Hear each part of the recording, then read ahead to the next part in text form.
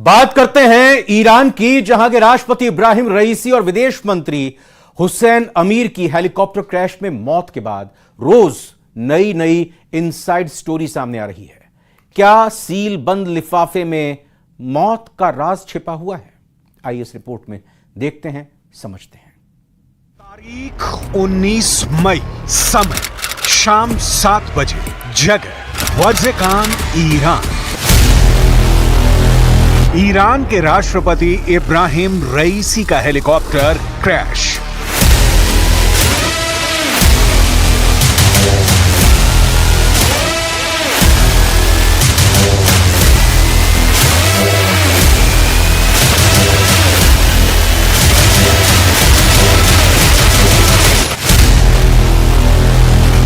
ये वही जगह है जो इजरायल की खुफिया एजेंसी मोसाद का गढ़ मानी जाती है। लिहाजा सवाल उठ रहे हैं कि क्या मोसाद ने ईरान के राष्ट्रपति रईसी को मरवा डाला? इजरायल ईरान के बीच के तनाव को देखते हुए यह शंका बहुत सहज है और इसकी डिटेल में पड़ताल बहुत जरूरी है।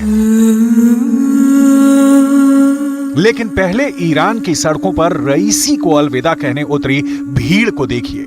उदास चेहरे और आंखों में आंसू देखिए। हजारों लोग रईसी को श्रद्धांजलि देने उनका पार्थिव शरीर ले जाते ट्रक के पीछे पीछे जाते देखे। रईसी ईरान के सिर्फ राष्ट्रपति ही नहीं थे, बल्कि हाल के समय में ईरान को एक मजबूत देश के तौर पर दुनिया के नक्शे पर स्थापित करने वाले नेता भी थे। इसीलिए सवाल उठ रहे हैं कि क्या इजरायल ने रईसी को मरवा दिया? ईरान उन देशों में शामिल है जिसने इजरायल के अस्तित्व को हर दम चुनौती दी है। मुस्लिम देशों में ईरान नंबर 1 है, जो इजरायल के लिए परेशानी का कारण रहा है। लिहाजा रईसी की मौत की सुई स्वाभाविक रूप से इजरायल की ओर मुड़ती है। यहाँ हम शक के उन 6 कारणों को समझने की कोशिश करते हैं जिसके तहत कहा जा रहा है कि रईसी की मौत में इजरायल का हाथ है। शक की वजह नंबर 1, इजरायल ईरान का दुश्मनी वाला रिश्ता। दावा किया जा रहा है कि प्रेसिडेंट के हेलीकॉप्टर को स्पेस लेजर तकनीक के सहारे जमींदोज कर दिया गया, लेकिन इसकी पुष्टि नहीं की जा सकती। दूसरी ओर कारण यह भी गिनाया जा रहा है कि पिछले 7 अक्टूबर को हमास की ओर से इजरायल पर किए गए हमले में भी ईरान का हाथ होने की बात कही गई थी और इसी का इजरायल ने बदला लिया है। लेकिन यहाँ यह स्पष्ट करना जरूरी है कि इजरायल के एक बड़े अधिकारी ने इसका खंडन किया है।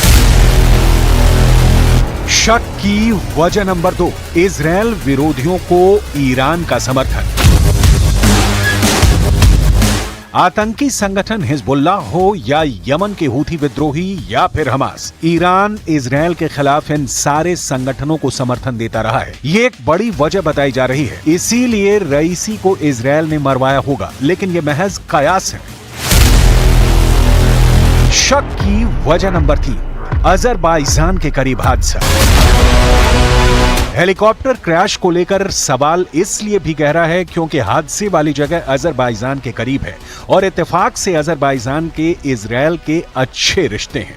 सच पूछिए तो मुस्लिम देशों में सिर्फ अजरबैजान है जिसके रिश्ते इजरायल से अच्छे रहे हैं। अजरबैजान की आर्मेनिया से दुश्मनी है और ईरान आर्मेनिया का समर्थन करता रहा है। शक की वजह नंबर 4, इजरायल का टारगेट ईरान। एक्सपर्ट का मानना है कि इजरायल ईरान में मिलिट्री और न्यूक्लियर साइट्स को टारगेट पर लेने की कोशिश करता रहा है। इसका कारण ईरान का इजरायल के प्रति रवैया है, जो इजरायल के बारे में कहता है कि अरबों की जमीन पर यहूदी देश होने का क्या मतलब है। लेकिन देखने वाली बात है कि रईसी की मौत की साजिश में हाथ होने का मतलब इजरायल का सीधे ईरान के खिलाफ ऐलाने जंग करना होगा और इजरायल ऐसा नहीं चाहेगा। शक की वजह नंबर 5, 3 में से सिर्फ एक रईसी का हेलीकॉप्टर क्रैश।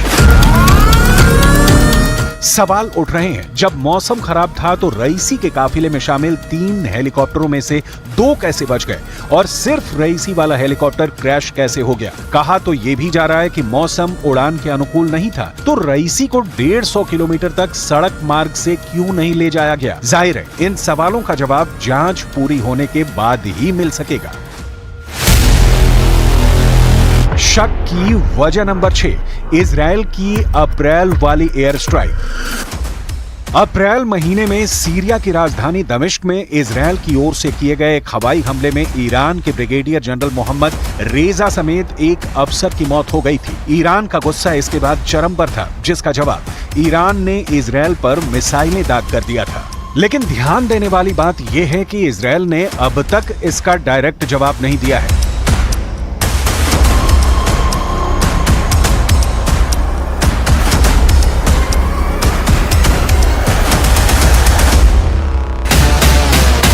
इसीलिए शंका जताई जा रही है कि अपने सबसे बड़े और कट्टर दुश्मन के अंत के लिए इजराइल ने खुफिया एजेंसी मोसाद का इस्तेमाल किया और रईसी का काम तमाम कर दिया। लेकिन ये सारे शक सिर्फ शक ही हैं। जब तक क्रैश होने की असली वजह का पता नहीं चल जाता, इजराइल के हाथ नहीं होने के कारण भी गिनाए जा रहे हैं, लेकिन कुछ भी ठोस नहीं कहा जा सकता। इन सबके बीच रईसी के लिए ईरान में लोग ही लोग उमड़े हैं।